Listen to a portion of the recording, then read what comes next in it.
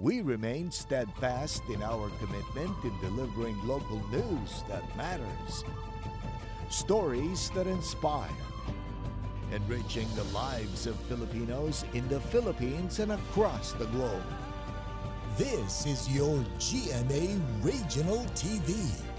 Buong puso para sa Pilipino.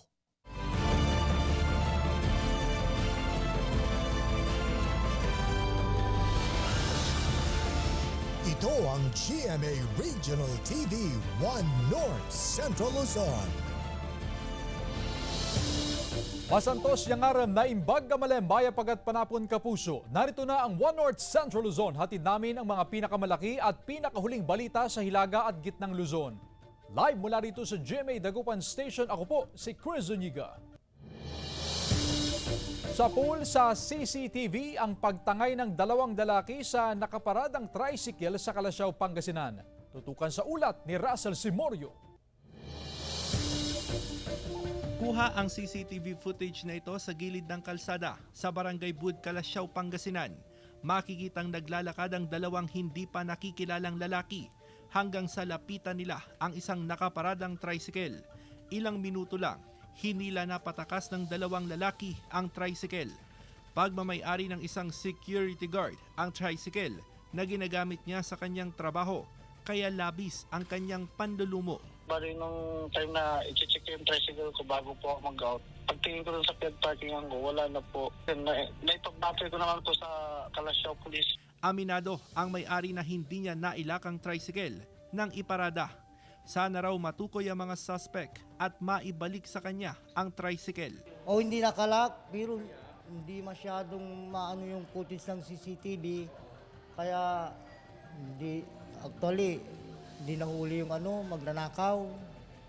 Kasi ilang beses na rin may nangyaring nakawan dito sa amin. Tinagay rin ng dalawang lalaki ang nakaparadang garong sa harap ng isang bahay sa Barangay Old Kuliling, Rosales, Pangasinan. Kita sa CCTV camera na unang umaligid sa lugar ang dalawang suspect hanggang sa kitang hila-hila na ng isa ang garong. Ilang insidente na ng nakawan ng sasakyan ang idinulog sa pulisya ayon sa Pangasinan Police Provincial Office. Iniimbestigahan na raw ng pulisya ang mga insidente. At mga ganyang mga kaso ay iniimbestigahan po natin.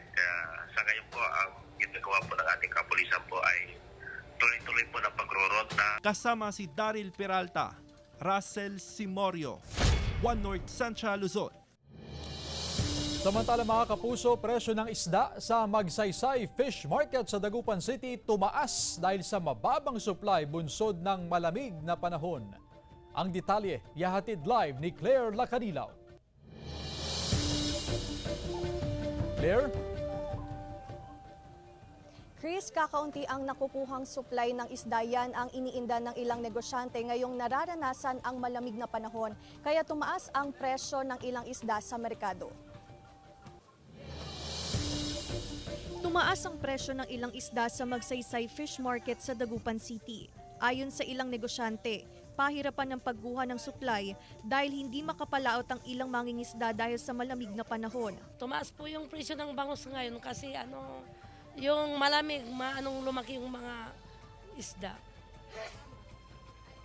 Pag kakaunti yung bangus na dumating, mataas talagang presyo. Yun ang ibinibenta namin ngayon para naman makabawi kami kasi walang layag, ma'am. Ilang araw, ma'am, na ba? Mga 4 to 5 days na. Hindi siya nakakapaglayag sa hindi siya nakakakuha ng maibebenta namin. Umaabot sa 160 to 170 pesos ang kada kilo ng bangus ngayon, na dating nasa 150 pesos ang kada kilo. Nasa 230 pesos ang presyo ng galunggong, na dating nasa 180 pesos. Bumaba naman ang presyo ng tilapia, na dating nasa 130 pesos. Ngayon, nasa 110 pesos ang kada kilo. Consumer siyempre masakit dahil sa baba ng sweldo, sa taas ng siyempre ang cost of living tumataas. So hindi natin maiwasan na talagang kung kailangan mo mag-budget talaga dahil sa sobrang taas, kailangan mo magipit ng sintron. Ayon sa Sinag o Samang Industriya ng Agrikultura, nakakaapekto ang malamig na panahon sa mababang produksyon ng isda ngayon. Inaasang pagdating ng Marso, magiging sapat na muli ang supply ng isda sa merkado. Nabawasan na talaga yung population ng isda. Pero yung makikita natin ma-normalize siguro by March ulit. Sa ngayon, medyo mataas ang presyo.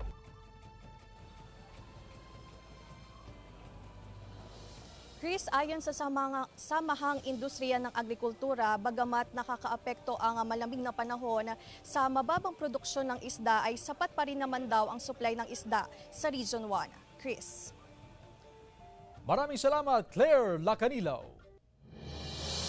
Halos 1,000 deep well sa Baguio City bistado ng LGU na walang permit mula sa National Water Resources Board. Nakaalerto si Joan Punsoy. Mula sa halos 1,200 na deep well sa Baguio City, napag-alaman ng LGU na mahigit 200 lamang dito ang merong permit mula sa National Water Resources Board o NWRB. Ibig sabihin, halos 1,000 rito, illegal ang operasyon. Mapanganib daw ang pagkuha ng tubig mula sa mga deep well na walang permit mula sa NWRB ayon sa LGU. Siyempre kung hindi sila permitted, hindi natin na oversee kung they are complying with the health standard. Siyempre hindi natitest yan. Kung permitted ka, may periodic testing siya to ensure that the water you are supplying is within the health standards. Tinututukan din ng LGU ang mga water delivery services at water refillers. Kinausap ang mga miyembro ng asosasyon na dapat sa mga lehitimong deep well o water providers lamang sila dapat kumuha ng tubig. Sa ngayon, merong 39 registered water delivery businesses at 188 na licensed water refillers sa lungsod. Mayroong nasa private properties, mayroong malakihan, mayroon yung for use ng residential, mayroon for business purposes. So, lahat ng 1-3 na to ay either doon or lahat na yan covered doon. So, we are urging them to get their permit. Ipapaskil ng LGU ang mga listahan ng mga lehitimong water providers, kabilang ang mga lisensyadong deep well, water delivery services at water refilling stations para magabayan ang publiko. Isinagawa ang paghihigpit matapos ang naitalang diarrhea outbreak sa lungsod nitong buwan. Joan Punsoy, One North Central Luzon. Samantala, nasa 48% na ang natapos sa Malolos-Clark segment na bahagi ng North-South Commuter Railway Project ng Department of Transportation at Philippine National Railways. Oras sa matapos ito, mapapabilis ng 30 minuto ang biyahe mula Clark International Airport papuntang Bulacan. Habang ang Clark, Pampanga to Calamba, Laguna segment na sisimulan ngayong taon ay target tapusin sa 2029. Magiging less than 2 hours na lamang ang biyahe mula north to south.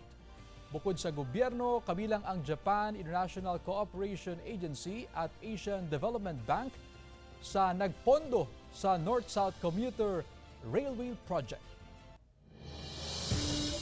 Naval Detachment Facilities na nakaistasyon sa Mabulus Islands at Basco sa Batanes ininspeksyon ng AFP. Sundan sa report. Mula sa mainland Luzon, bumiyahe ng halos 1 oras sakay ng Black Hawk helicopter ang mga kawani ng NOLCOM o North Luzon Command ng Armed Forces of the Philippines patungo sa Mavulis Island, ang pinakadulong isla sa hilagang bahagi ng Pilipinas. Saka sila nagtungo sa Basco sa Batanes. Ang target, inspeksyonin ng 2 naval detachment facilities na itinayo sa mga nabanggit na lugar bilang pagpapalakas sa territorial defense ng bansa. Kinamusta rin ang mga nakatalagang sundalo roon. Kailangan umanong masigurong nagagamit ang mga pasilidad sa lugar para sa seguridad ng Batanes Group of Islands at Luzon Strait, kabilang ang critical maritime areas ng bansa. These are manned by our Marines, Philippine Navy Marines. Kasama na rin po yung ating civilian active auxiliary. As much as possible, kung ano yung mga pangangailangan ng ating mga sundalo sa mainland, yun din ang ninanais na maibigay. Nanindigan ng sandatahang lakas na walang banta para sa mga mangingisda sa lugar. Dahil sa presensya ng mga sundalo, wala umanong mga dayuhang barko na pumapasok sa exclusive economic zone ng bansa.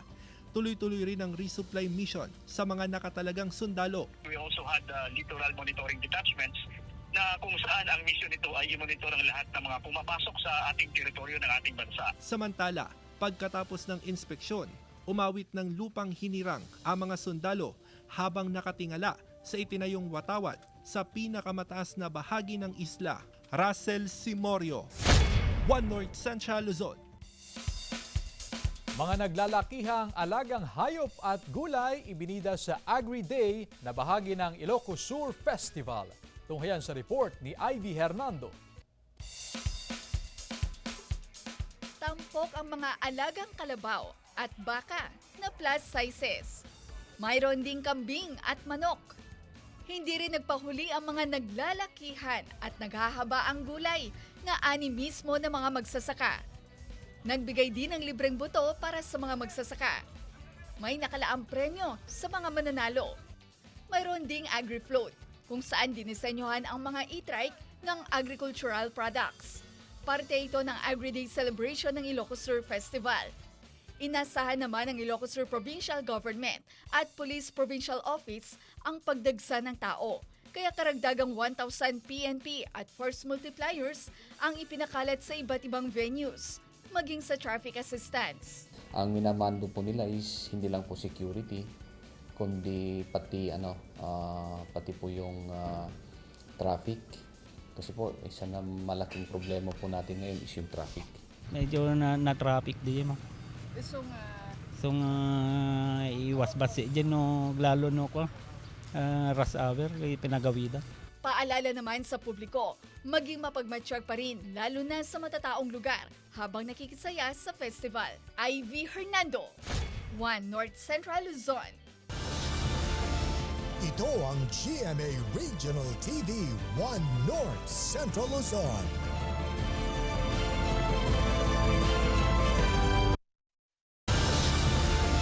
Ito ang GMA Regional TV 1 North Central Luzon. Babaeng nagpanggap na empleyado ng Angeles City LGU arestado sa pangingikil. Narito ang report. Naaresto sa entrapment operation ng Angeles City Police Office ang suspect na si alias Giselle mula Barangay Kutod. Ayon sa pulisya, nagpapanggap daw na empleyado ng Local Urban Poor Affairs and Housing Office o LUPAHO ng Angeles City LGU ang suspect upang makapangikil ng pera. May pinapakita rin umano siyang peking dokumento para sa inaalok na proyektong pabahay. Upon verification sa City Hall, hindi pala talaga siya empleyado ng City Hall. Napag-alaman na dating empleyado ng City Hall ang suspect. Modus niya ang pag-aalok ng mga ghost project tulad ng pabahay gamit ang kanyang lumang ID para makapambiktima. Dahil may ID siya ng City Hall at napakamura nung inaalok na halaga, which is tugma naman dahil napakamura naman talaga ng mga pabahay o mga project ng gobyerno, di ba? Kaya makakapanloko talaga siya dahil sakto yung mga inaalok niya sa mga existing na mga projects. Nasa 8 individual na ang nabiktima ng suspect na hiningan umano niya ng tig 20,000 pesos. Patuloy na iniimbestigahan ng mga otoridad ang koneksyon ni Giselle sa nabanggit na opisina at iba pang tanggapan ng Angeles LGU. Sa kasalukuyan, nakadetain si Giselle sa Angeles City Police Station 3 at sinampahan ng mga kaso ng robbery extortion, estafa, usurpation of authority at falsification of public documents. Sinisikap ng GMA Regional TV 1 North Central Luzon na makuhanan ng pahayag ang suspect pati ang LGU. Joan Punsoy, 1 North Central Luzon. Dahil naman sa tumitinding init ng panahon, antas ng tubig sa mga palaisdaan sa Mangaldan, Pangasinan unti-unti nang bumababa. May ulat si Jasmine Gabriel Galvan. Unti-unti nang bumababa ang antas ng tubig sa mga palaisdaan sa Mangaldan, Pangasinan. Sa Barangay Maasin, may ilang palaisdaan na halos matuyo na. Ayon sa Mangaldan Municipal Agriculture Office, epekto na raw ito ng nararanasang El Nino phenomenon. Talagang naoobserbahan yung pagbaba ng tubig dahil sa sobrang init at wala tayong inaasahang ulan. Apektado na rin ang ilang bangus grower sa patuloy na pagbaba ng antas ng tubig sa mga palaisdaan. Bukod sa hindi na lumalaki ang mga alagang bangus, nangangamatay na rin ang ilan. Magsasagawa na raw ng forced harvest ang bangus grower sa bayan para makaiwas sa posibleng pagkalugi. Pumapayat. Kaya saka tihutukan ng mga manok kasi mababaw na yung tubig. Kasi lugi na namin. Lugi na namin pag Hindi mo albisan, tumahulugi din kami. Aabot sa mahigit 500 ektarya ang mga palaisdaan na matatagpuan sa mga barangay ng Maasin, Salaan at Talugtog. Nangako ang Municipal Agriculture Office na magbibigay ng tulong sa mga apektadong fish growers sa bayan. Kasama si Jing Dakanay, Jasmine Gabriel Galban, One North Central Luzon. Pinaghahandaan na rin ng mga magsasaka sa Ilocos Norte ang epekto ng El Nino na titindi pa raw pagsapit ng Abril. Sundan sa ulat ni Gab De Luna. Nagsimula ng mag-ani ng palay ang mga magsasaka sa Ilocos Norte. Sakto raw ito bago sila kapusin ng patubig. Ngayon, hindi pa ramdam ng mga nagtanim ng palay at mais sa Bacara ang epekto ng El Nino. Pero nag-request na raw sila ng water pump sa Agriculture Office. Lalo't sabi ng Pag-asa, titindi pa ang El Nino ngayong Abril. Ayon sa Provincial Agriculture Office, 6 na bayan sa Ilocos Norte ang pinaghahanda sa tagtuyot. Kasi tinapuga ma'am ko pintas mati apitata. At itay taon tayo. Talagang naipos sa dinangaw. Yung isang intervention ng Provincial Agriculture Office ay yung pagbigay natin ng fuel assistance for the construction or repair ng mga small farm reservoir o yung mga irrigation canals. Sa report naman ng National Disaster Risk Reduction Management Council, 8 lalawigan ang apektado na ng tagtuyot. Kabilang ang Apayao, Bataan, Cagayan, Cavite, Ilocos Norte, Kalinga, Palawan at Zambales. Sa Sarat, Ilocos Norte, natutuyo na ang ilang balon sa Barangay 19. Ilan ang wala na talagang laman. Tuloy ang ilang residente, nilalaliman pa ang hukay para may makuhang tubig. Pinakakutang siya. Tapnon. Ano rumor jay danom na. Mga 14 meters tika unog na sa.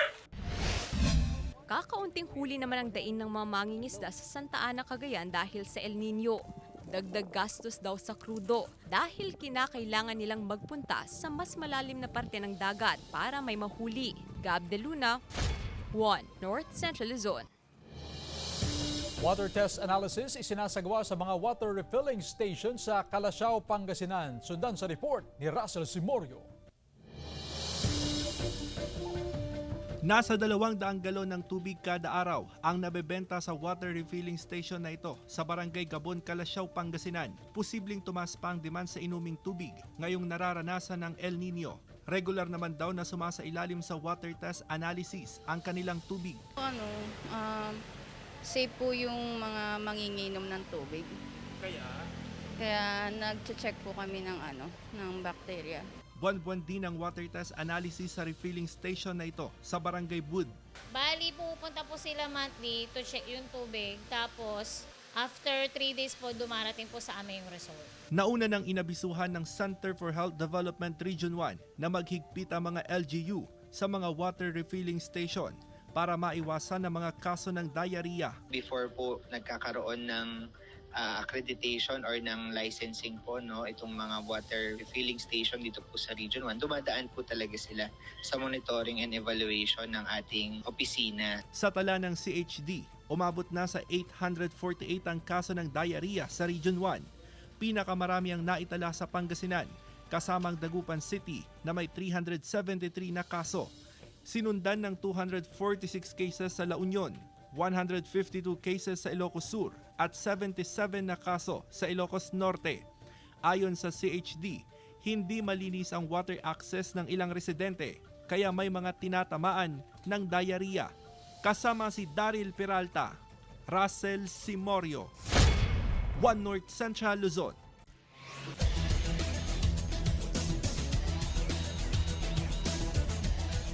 Wagi ang University of Perpetual Health System Dalta Altas kontra sa Mapua University Cardinals sa men's beach volleyball ng NCAA. Silipin sa report.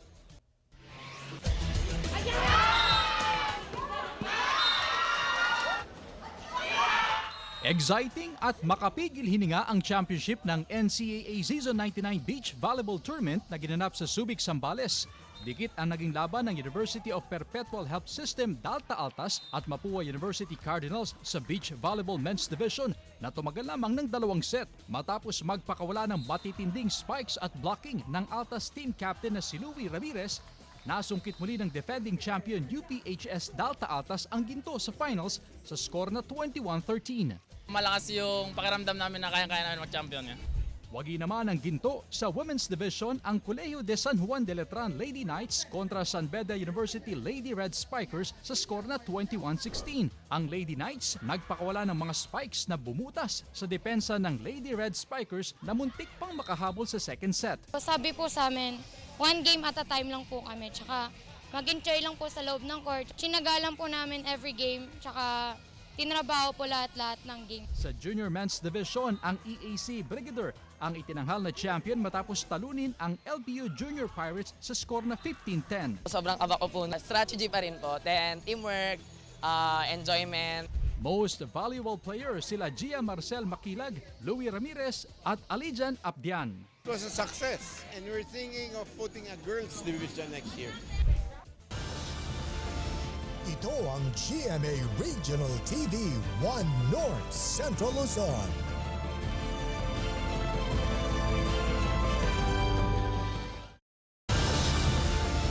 Ito ang GMA Regional TV 1 North Central Luzon.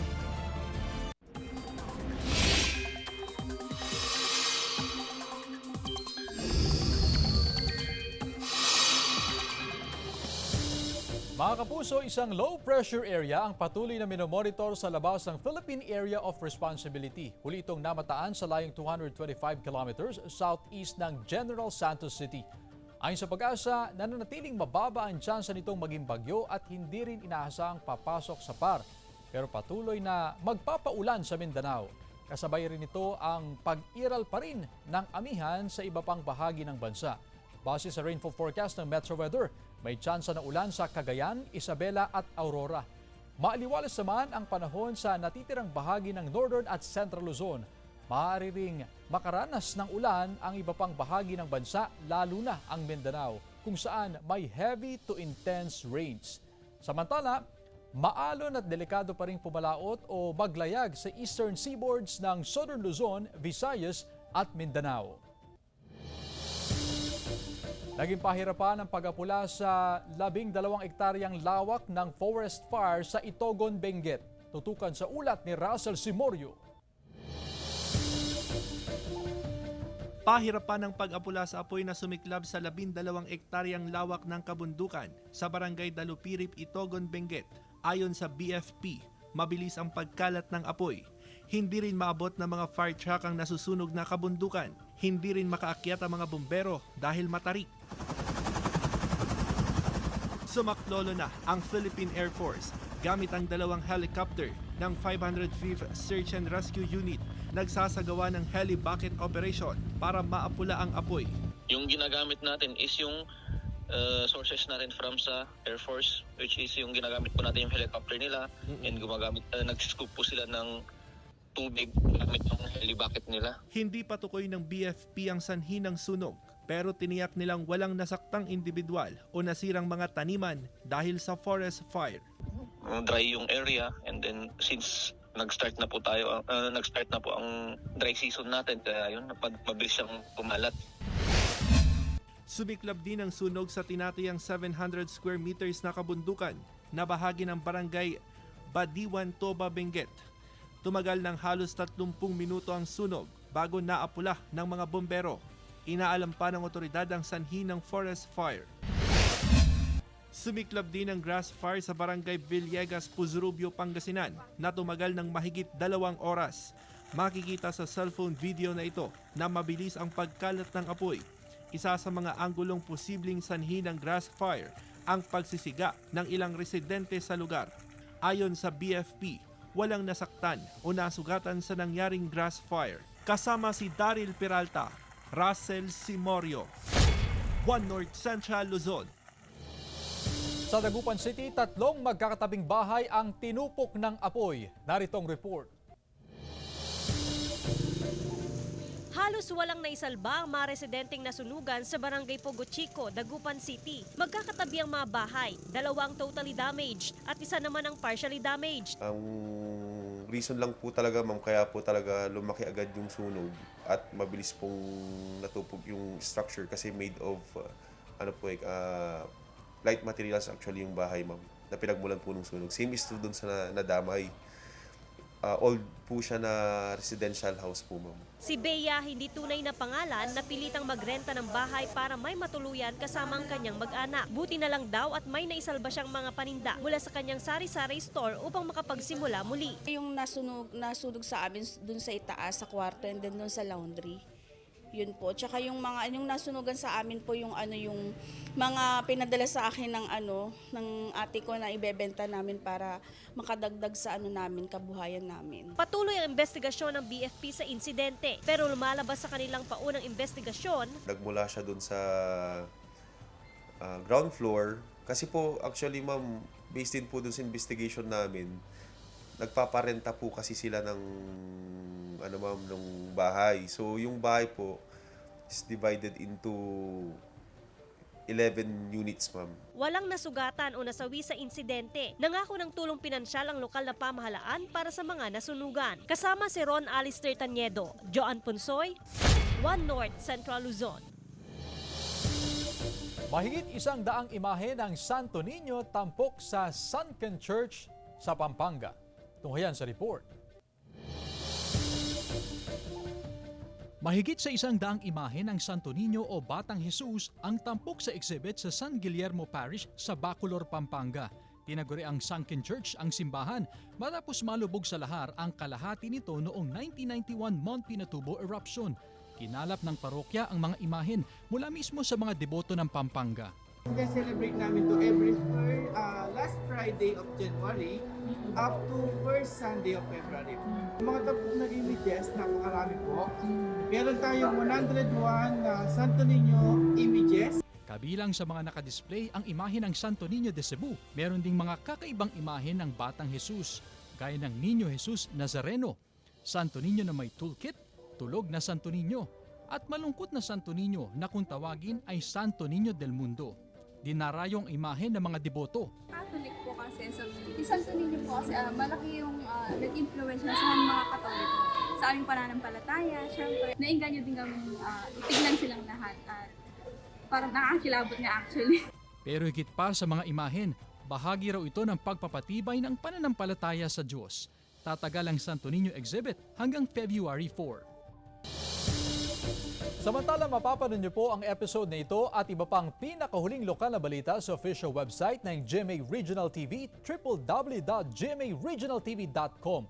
Pwede rin kayong bumisita sa aming official YouTube channel, GMA Regional TV, at i-click ang subscribe button para sa pinakamainit na balita mula sa mga rehiyon. Nais din naming pasalamatan ang mga kapuso sa Hilaga at Gitnang Luzon, maging ang mga kapuso natin abroad. Dahil sa GMA Regional TV, Local News Matters.